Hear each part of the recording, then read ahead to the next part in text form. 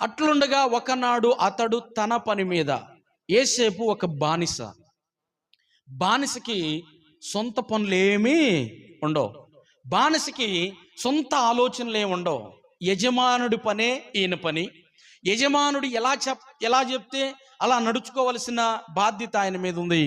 కానీ సొంత పనులంటూ ఏమి ఉండవు. కానీ ఈయనకి సొంత పని ఉందంట. ఏంటి ఆ పని అని కనుక మనం ఆలోచన చేస్తే, బైబిల్ గ్రంథంలో గొప్ప గొప్ప భక్తులైనటువంటి వారందరూ కూడా సొంత పనులు కలిగి ఉన్నారు. ఏంటి ఆ సొంత పనులు అని అంటే, ప్రార్థన చేసే పని. దేవునికి స్తోత్రం చెప్పండి.